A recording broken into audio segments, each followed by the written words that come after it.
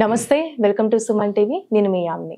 ప్రస్తుతం మనతో ఉన్నారు ప్రముఖ జ్యోతిష్య వాస్తు పండితులు, జ్యోతిష్య శిక్షణ నిపుణులు, లలితాదేవి అమ్మవారి ఉపాసకులు బ్రహ్మశ్రీ నానాజీ పట్నాయక్ గారు ఉన్నారు. మరి గురుగారితో మాట్లాడి 12 రాశుల వారికి సంబంధించి కుజ శుక్ర కేతు కలయిక వల్ల ఏ విధంగా ఉంటుంది, ఈ విషయాల గురించి అడిగి తెలుసుకుందాం. నమస్కారం గురుగారు. శ్రీమాత్రే నమః. గురుగారు, ఇప్పుడు కుజ శుక్ర కేతు కలయిక వల్ల అండి కన్యా రాశి వారికి ఏ విధంగా ఉంటుంది? అంటే ఇది కలయిక అంటే ఒకే రాశిలో ఉన్న దాన్ని కూడా కలయిక కింద తీసుకుంటాము. ప్లస్ అది కాక దృష్టి ఉంటే కూడా అది కలయిక కిందకు వస్తుంది. కొంతవరకు కలిసి డైరెక్ట్గా కలిసి ఉండడం వల్ల ఒకే రాశిలో ఈ బుధ రాశుల్లో 2 ఉన్నాయి. అంటే మిథునంలోనేమో కుజుడు ఉంటూ కన్యా రాశిలో శుక్రకేతువులు ఉన్నారు. సో దీని కాంబినేషన్ ఉంటుంది. ఎందుకంటే దిస్వభావ రాశిలో ఉండే గ్రహాలు యాజ్ పర్ జైమిని శాస్త్రం పరంగా ఒకే రాశి సంబంధాలు కలిగి ఉంటాయన్నమాట.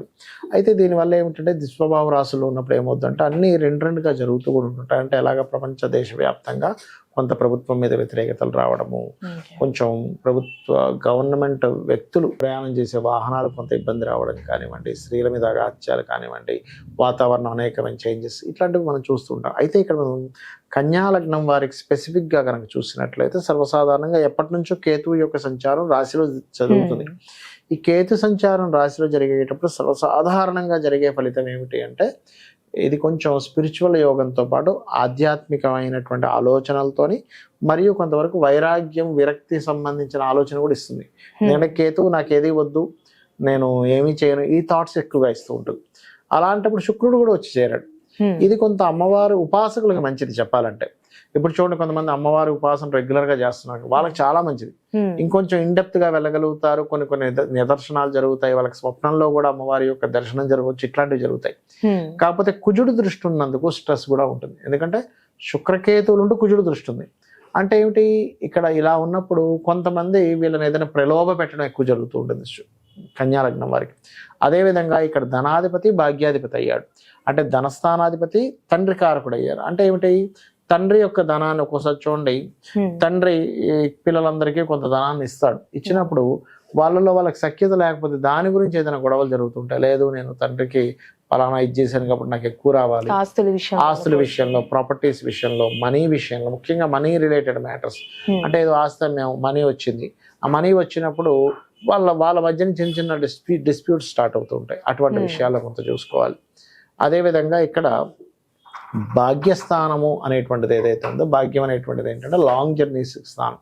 కాబట్టి లాంగ్ జర్నీ చేసేటప్పుడు లేనట్లయితే చూడండి, ఒక్కోసారి ఇక్కడ ఏమవుతుంటుందంటే పర్టికులర్గా ఈ లాంగ్ జర్నీసే కాకుండా మనము మనీ ట్రాన్సాక్షన్స్ చేస్తుంటాం ఒక్కోసారి పెద్ద మొత్తంలో.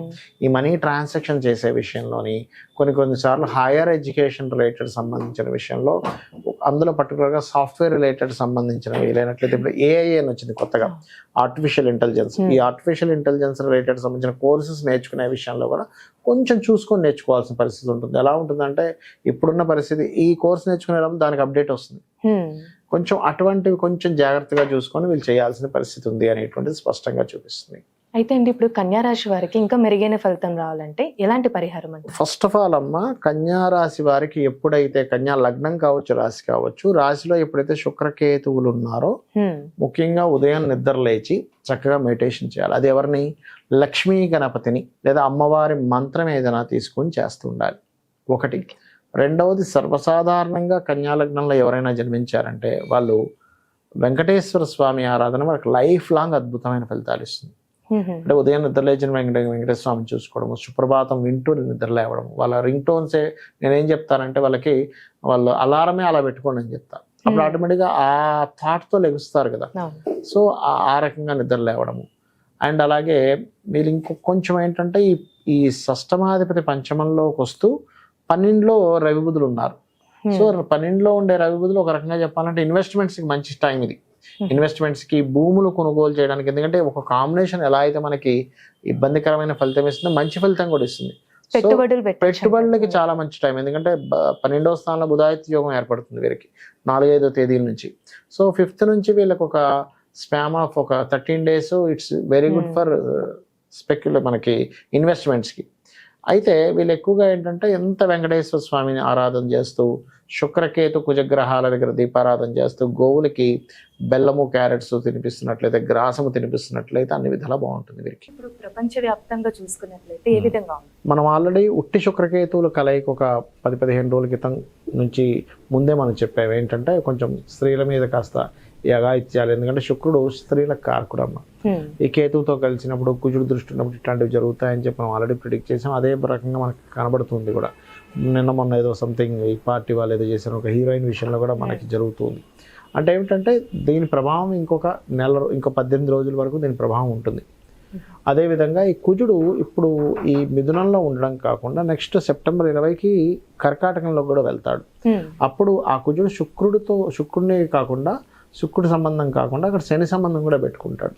అందుకని అదొక 4-5 నెలల ప్రభావం ఉంటుంది. అంటే దీని ప్రభావం ఇప్పుడు ఓన్లీ శుక్రకుజ కేతువే కాకుండా ఇంకొక 5 to 6 months వరకు ఈ దేశవ్యాప్తంగా ఇప్పుడు ఆల్రెడీ కొన్ని యుద్ధాలు కూడా జరుగుతున్నాయి. సరే దాని ప్రభావం పెరుగుతూ ఉంటుంది.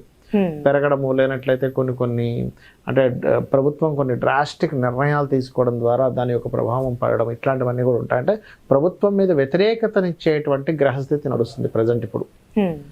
అందుకని ఏమవుద్ది, స్లోగా ప్రభుత్వం మీద వ్యతిరేకత ప్రారంభమవుతుంది. ఫస్ట్ ఏమో పాజిటివ్గా ఉంటుంది, దాని తర్వాత వ్యతిరేకత ప్రారంభమవుతుంది.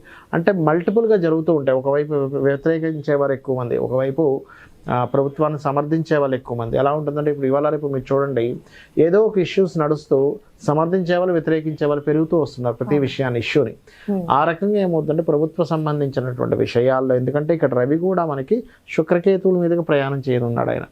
అందుకని ఏమవుతుంది, కొన్ని విభజనలు అంటే ఇప్పుడు ఆల్రెడీ ఒక ప్రభుత్వం నడుస్తుంది, ఆల్రెడీ ఓడిపోయిన ప్రభుత్వం దీన్ని అవకాశంగా తీసుకొని ఇంకేదైనా మనం దీన్ని ప్రణాళిక చేయొచ్చా, మనం ఇంకేదైనా దీన్ని అడ్వాంటేజ్గా తీసుకుని మనం ఏదైనా చేయొచ్చా అనేటువంటిది ఉంది. కాబట్టి ఈ రవి కేతువు మీదుగా సంచారం జరుగుతుంది కాబట్టి నెక్స్ట్ కాస్త ప్రభుత్వాలు కూడా జాగ్రత్తగా ప్రభావం ఉంటుంది. అయ్యో పొలిటికల్ మీద జరిగేటువంటి గొడవల వల్ల పొలిటికల్ మీద ప్రభావం వచ్చే ఛాన్సెస్ ఉంది రాబోయే ఇక్కడ నుంచి ఒక 5 to 6 months వరకు అనేటువంటిది బలంగా చూపిస్తుంది. ఎందుకంటే ఈ కుజుడు ఇప్పుడంటే శత్రుక్షేత్రంలో ఉన్నాడు మిథునంలో, కానీ తర్వాత నీచస్థానంలోకి వెళ్తాడు.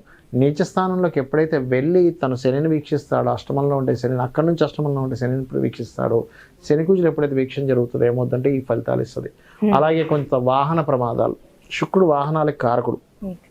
ఈ 18 రోజులు దాదాపుగా మనకి సెప్టెంబర్ 18th వరకు కొంచెం వాహనాల విషయంలో, అది ట్రైన్లు కావచ్చు, బస్సులు కావచ్చు, కొంచెం ప్రయాణాలు చేసేటప్పుడు కొంత జాగ్రత్తగా ఉండాలి. సడన్గా ఉన్నటువంటి ఏదైనా ఒక రాజులు ప్రయాణించేదంటే ఇప్పుడు సీఎంలు పిఎంలు ఉన్నారు, వాళ్ళు ప్రయాణించేటువంటి వాహనాలు కూడా కొన్ని చెడిపోవడం సడన్గా ఇట్లాంటివి జరుగుతూ ఉంటాయి. ఇవి కొంచెం పర్టికులర్గా చూసుకోవాలి. ఏది 18th వరకు పర్టికులర్గా ఈ సీఎంలు కావచ్చు, పిఎంలు కావచ్చు, ఎమ్మెల్యేలు ఎంపీలు కావచ్చు, వీళ్ళు ప్రయాణించేటువంటి దాంట్లో మరి వీళ్ళందరికీ కూడా ఇబ్బంది కలగకుండా ఉండాలంటే ఏం చేయాలి? మెయిన్ ఆస్ట్రాలజీ యొక్క మెయిన్ ఉద్దేశమే అది. అంటే ఏంటి, మీకు ఇలా ఉంది కాబట్టి దీన్ని ఎట్లాగా అధిగమించాలి చూసుకున్నట్లయితే ముఖ్యంగా నవగ్రహాల్లో శుక్ర, కేతు, కుజ, శని, ఈ 4 గ్రహాలు గుర్తుపెట్టుకోండి. శుక్ర, కేతు, కుజ, శని, వీలైతే రాహు. మెయిన్గా అయితే ఈ మేజర్గా ఈ 4 గ్రహాల దగ్గర దీపారాధన చేయాలి. రెండవది ఏంటంటే అమ్మవారి యొక్క ఆరాధన, అందులో ముఖ్యంగా లలిత అమ్మవారి యొక్క ఆరాధన, గణపతి యొక్క స్తోత్ర పఠనము, సుబ్రహ్మణ్యేశ్వర స్వామి ఆరాధన చేయడము, బయటికి వెళ్ళే ముందు వీలైతే ఏదైనా ఇంపార్టెంట్ వర్క్స్కి వెళ్తున్నప్పుడు కొంత చండీ పారాయణం వినడము లేనట్లయితే ఓం దుర్గాయ నమః అనే నామస్మరణ చేయడము, ఇలాంటివి కనుక చేసుకున్నట్లయితే బాగుంటుంది. అయితే కొంతమందికి ఇందులో మనం ఇప్పుడు రాశి ఫలాలకు సంబంధించిన ఒక్కొక్క రాశి చెప్పుకున్నాం, కానీ కొంతమందికి రాశి తెలియదు. అలాంటి వారు కూడా ఇప్పుడు నేను చెప్పినటువంటి దానాలు ఇచ్చుకుంటూ, అంటే ఈ దీపారాధన చేయడము, వీలైతే గోవులకి గ్రాసం ఉంటుంది, గ్రాసము, తీపి చపాతీలు అంటారు, అంటే తేనె పూసిన చపాతీలు తినిపించడము, అదేవిధంగా క్యారెట్స్ తినిపించడము చేసినట్లయితే వాళ్ళ లైఫ్లో వాళ్ళకి తెలియదు కదా, వాళ్ళ లగ్నం ఏంటో తెలియదు, రాశి ఏంటో తెలియదు, వాళ్ళు రాయలేదు. అలాంటప్పుడు మరి గ్రహస్థితి వచ్చింది ఎలా ఉంటుంది అని డౌట్ వస్తుంది. ఈ పరిహారం కనుక చేసుకున్నట్లయితే ఇబ్బంది అనేటువంటిది రాదు. ఈ విధంగా చేసుకోవచ్చు. తెలిసిన వాళ్ళకి ఆ పర్టికులర్ అంశాల్లో జాగ్రత్తగా ఉండాలి. నేను చెప్పేది ఒకటే, ఈ శుక్రుడు మారే వరకు కూడా స్త్రీలను ఒంటరిగా కొన్ని ప్రదేశాలకు వెళ్ళినప్పుడు ఇబ్బంది ఉంటుంది అన్నప్పుడు కొంచెం జాగ్రత్తగా ఉండడం మంచిది. చాలా చక్కగా తెలియజేశారు గురుగారు, ధన్యవాదాలండి. శ్రీమాత్రే నమః.